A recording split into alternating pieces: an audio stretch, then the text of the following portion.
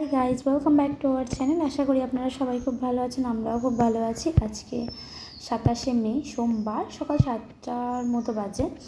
এখন বাইরে রেমাল চলছে, রেমালের জন্য বাইরে প্রচুর ঝড় বৃষ্টি চলছে, সেই জন্য কেউ বাড়ি থেকে বেরোতে পারছি না।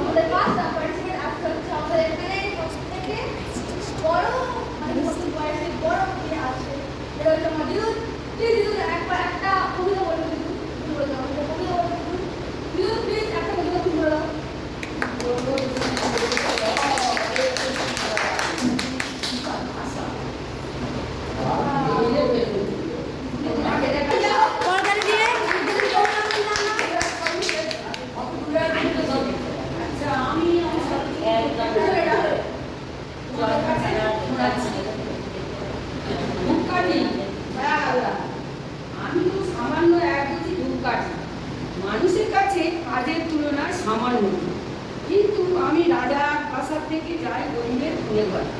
তখন আমার মনের মধ্যে কিছুই না করে। আমাকে যখন নিয়ে যাওয়া হয় দেবালয় বা মন্দিরে, আমার সুন্দর গন্ধ দেবালয় থেকে ছড়িয়ে পড়ে মানুষের ভিড়। তখন খুশির জোয়ার বইতে থাকে আমার হৃদয়ে। মনে হয় আমি জীবন ধন্য করেছি দেবতার পায়ে।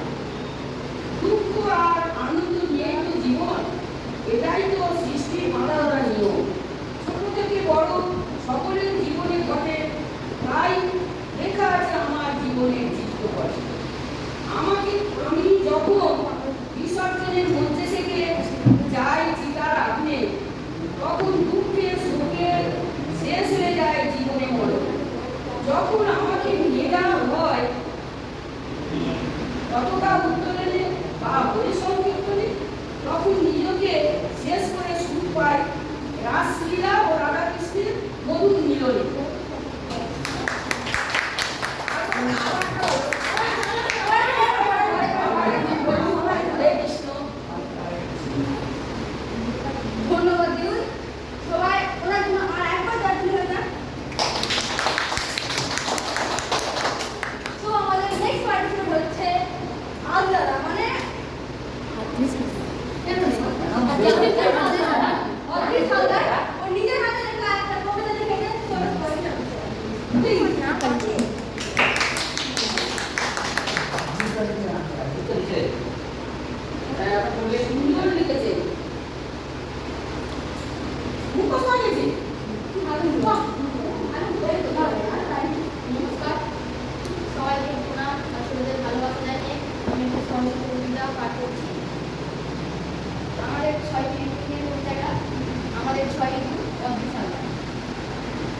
গ্রীষ্মকালে সূর্যের তাপে আম কাঁঠাল হয় নরম, বর্ষাকালে বন্ধ ঝাঁপে খিচুড়ি চাই গরম গরম।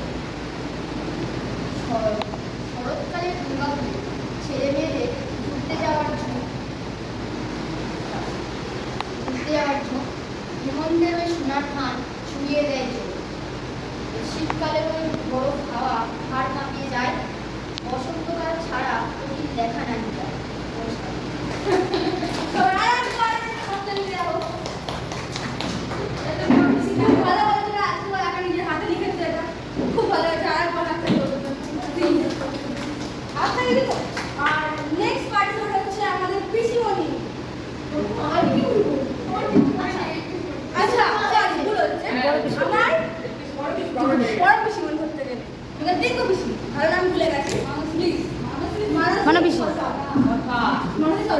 জোরে একটা হাততালি।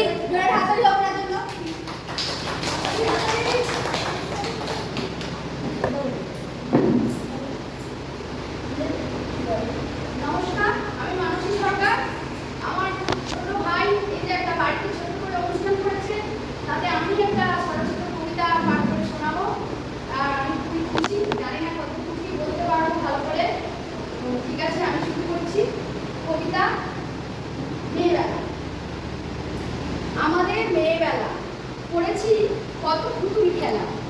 করেছি পড়াশোনা, কেউ করেছি নাচ গান, করেছি কত না খেলাধুলা, কত না ঘুরেছি মেলা, কেউ করেছি আনন্দ, কারো কারো ভাগ্যে জুটেছে কিছুটা অবহেলা। এভাবেই কেটে যায় আমাদের মেয়েবেলা। এরপর আসে স্বপ্ন দেখার পালা, আসে নতুন জীবনে যাবার বেলা, শুরু হয় সংসার সংসার খেলা।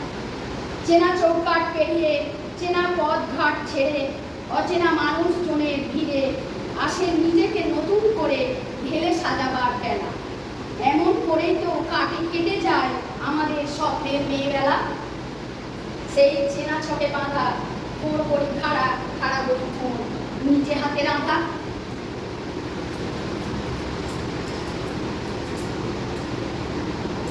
আমাদের মাথার উপর আছে খাঁখা রোদ্দুর, আমাদের দৌড় আর কত দূর। বড় রাস্তার মোড়ে সেই চেনা বাজার দোকান, আমাদের হাতে পয়সার টান। হয়তো আর সেই চেনা পথ ঘাট, সেই সবুজ ধানের মাঠ আমাদের জীবনে আছে কি কোনো ঠাটবাট? গাধার খাটনি খেতে খাবারটাও কি ঠিক সময় জোটে? এমন করেই তো আমাদের মেয়েবেলা কাটে। শ্বশুর বাড়িতে জোটে শাশুড়ির লাঞ্ছনা গঞ্জনা, সাথে থাকে ভাই বোনেদের বঞ্চনা। আর তোমরা স্বামীরা কখনো পেরেছো কি আমাদের ইচ্ছের দাম দিতে? পেরেছো কি কারো স্বপ্নের রাজপুত্র হতে?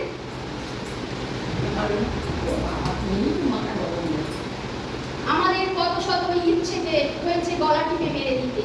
মেয়েরা এমন করেই তো মরে। কজনই বা পারে নিজের ভাগ্যকে বদলে নিতে নিজের দক্ষতার জোরে? আমার দিন কেটে রাত, রাত কেটে হয় সকাল, আমার এমনি দোষের কপাল।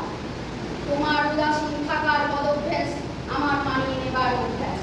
তোমার বিচ্ছিন্ন অবসালো সংসার, আমার স্বেচ্ছার কারাগার। কত আদিবাদী চিন্তারা ভিড় করে আসে আমার মনের রাস্তায়। এইভাবেই মন কেন ধীরে ধীরে শুধু বস্তায়, আমার মনের যন্ত্রণা দিয়েছে বারবার মন্ত্রণা। আত্মহত্যা কথা ভেবেছি কতবার, থমকে গেছি ততবার। কতবার ভেবেছি কোথাও পালাবার, বাধা দিয়েছে আমার সংস্কার। তাই আমি চার দেয়ালের মধ্যে নিজেকে করেছি বন্দি, পোকামাকড় আর জানালার সাথে করেছি সঙ্গী। জানালা দিয়ে দেখি এক চিত্তে আকাশ, আর আমার আছে অনন্ত অবকাশ। শুধু ভেবে যাই কি পেলাম এখন, শুধু অবহেলা আর অবহেলা। এই কি আমার স্বপ্নের মেয়েবেলা? আর কি বাবার আছে? অনেক হয়েছে সংসার সংসার খেলা। এবার আসুন আমার শেষ বিদায় বেলা।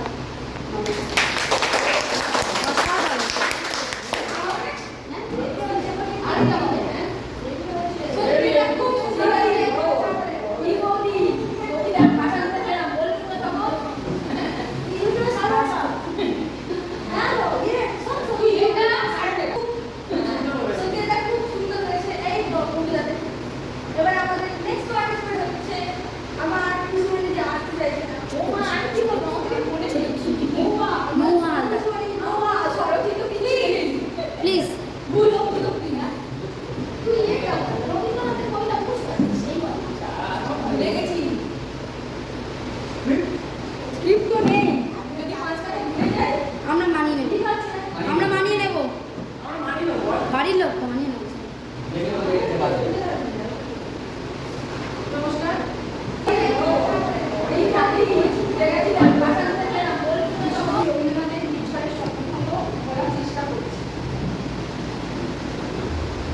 আজির প্রভাতে রবির পর কেমনে বসিল প্রাণের পর, কেমন বসিল গুহার আকারে প্রভাত পাখি পান। না জানি কেন রে এতদিন পরে জাগিয়া উঠিল প্রাণ, জাগিয়া উঠেছে প্রাণ। ওরে উথলি উঠেছে বাড়ি, ওরে প্রাণের বেদনা প্রাণের আবেগ রোধিয়া রাখিতে নারী। থর থর করি কাঁপিছে বুনর, শিরা রাশি রাশি পড়িছে কোষে, ফুলিয়া ফুলিয়া প্যানের শরীর বড় যে উঠেছে দারুণ রসে। কোথায় কোথায় পাগলের গায়ে ঘুরিয়া ঘুরিয়া মাতিয়া বেড়ায়, দেখিতে না পায় বুঝিতে না পায় কোথায় গাড়ার দ্বার। কেন রে বিধাতা পাষাণ হেন চারিদিকে তার বাঁধন কেন, ভাঙরে পাষাণ ভাঙরে হৃদয় সাদরে আদিতে প্রাণের সাগর।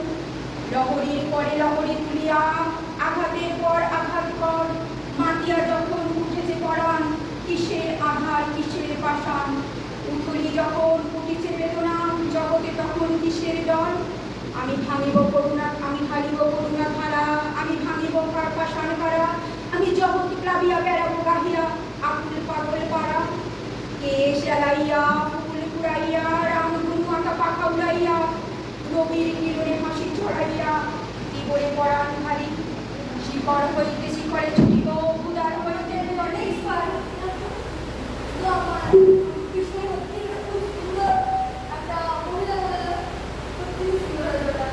আমাদের নেক্সট পার্টিসিপেন্ট আসছে হচ্ছে আদ্রা।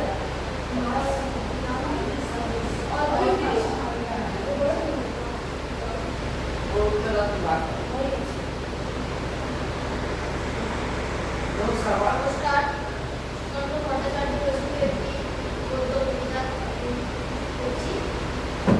একটি মোরগের কাহিনী।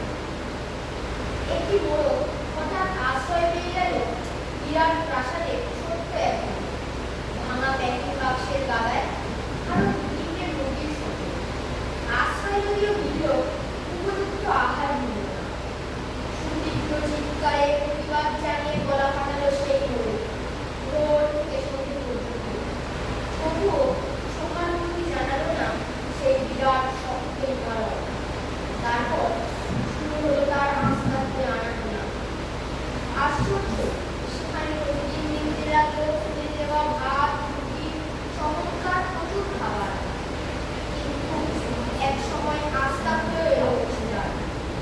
ময়লা ছেঁড়া ন্যাকড়া পড়া দুটিকে মানুষ। কাজেই দুর্বলতর মধ্যে খাবার গেল বন্ধ হয়ে। খাবার খাবার খানিকটা খাবার। অসহায় মোরগ খাবারের সন্ধানে বারবার চেষ্টা করলো প্রাসাদের দিকে। প্রত্যেকবারই তারা ছিল প্রচন্ড। সত্য হলো ধান মুষ্টির স্বপ্ন দেখে প্রাসাদের ভিতর রাশি রাশি খাবার। তারপর সত্যিই সে প্রাসাদে ঢুকতে পেল। একেবারে সোজা চলে এলো ধবধবে সাদা কাপড়ে ঢাকা খাবার দিয়ে। অবশ্য খাবার খেতে না, খাবার হিসেবে। যে অনুষ্ঠানটা এতক্ষণ ধরে দেখছিলেন সেই অনুষ্ঠানে কোনো কিছুই আমরা প্র্যাকটিস করিনি। খুব তাড়াতাড়ি এটার প্ল্যানিং হয় এবং আমরা অনুষ্ঠানটাকে চালিয়ে যাই। আর আমার এখানে যে নাচটা আছে, এই নাচে যে গানটা রয়েছে সেটা দিলে কপিরাইট পড়ে যাবে, তো সেই কারণে আমি আর গানটাকে দিলাম না। যদি এই গানটা কী গান বা কী গানে আমি নাচছি যদি বুঝতে পেরে থাকেন তাহলে কমেন্ট করে দেবেন। তো চলুন বাকি অনুষ্ঠানটা আমরা দেখে নিই।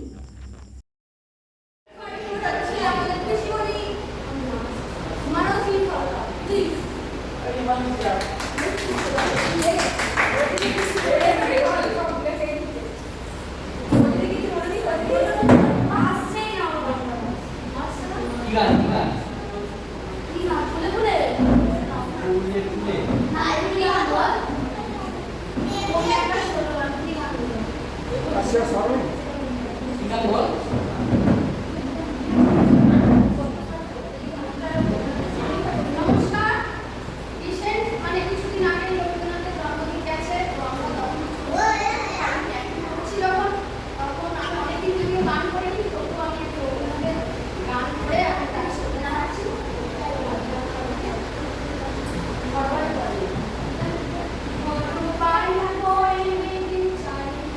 ছায়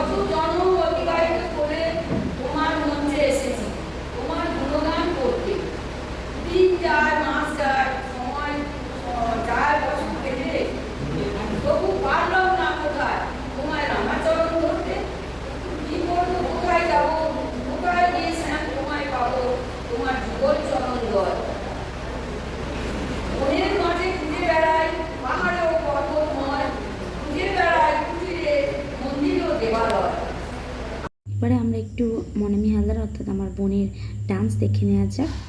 খুব পপুলার একটা গানেও ডান্স করছে, কিন্তু কপিরাইটের জন্য এই গানটাও দিতে পারলাম না। যদি কেউ বুঝতে পেরে থাকেন অবশ্যই কমেন্ট করে জানাবেন।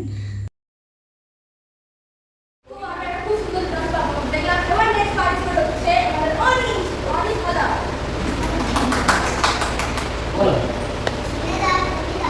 হ্যাঁ ওরা করে দাদা।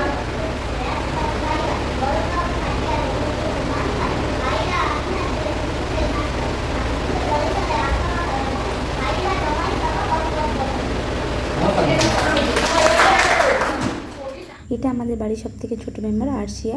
আসলে প্র্যাকটিস না করার জন্য ওকে দিভাই দেখিয়ে দিচ্ছে, ও সেই দেখে ডান্স করছে। এখন আমাদের ফ্যামিলির একটা সাংস্কৃতিক অনুষ্ঠান চলছিল। অনুষ্ঠানটা প্রায় শেষের দিকে আমরা শেষ পর্যায়ে এসে পড়েছি। এখন আমরা ফ্যামিলির সবাই মিলে একটা রবীন্দ্রসঙ্গীত করবো সমবেতভাবে, আর আমাদের অনুষ্ঠান শেষ করবো।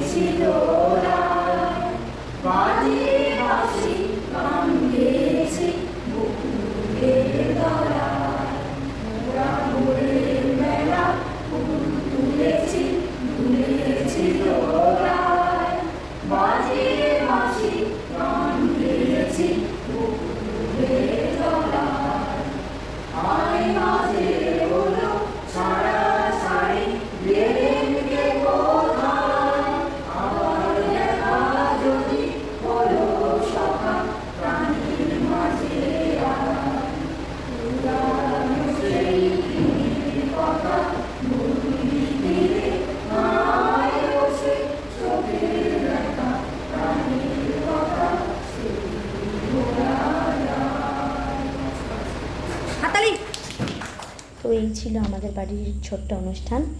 হ্যাঁ, আমার বোন অর্থাৎ মনামি হালদার কোনোদিনই অ্যাঙ্কারিং করেনি, প্রথমবার অ্যাঙ্কারিং করলো। যদি কোনো ভুলভ্রান্তি হয়ে থাকে অবশ্যই ক্ষমা করে দেবেন। অনুষ্ঠানটা কেমন লাগলো অবশ্যই কমেন্ট করে জানাবেন। যদি ভালো লেগে থাকে একটা লাইক করে দেবেন এবং নতুন নতুন ভিডিও পেতে এই চ্যানেলটাকে সাবস্ক্রাইব করে রাখবেন। তো দেখা হচ্ছে নতুন কোনো একটা ভিডিওতে। ততক্ষণ stay safe, stay happy, by.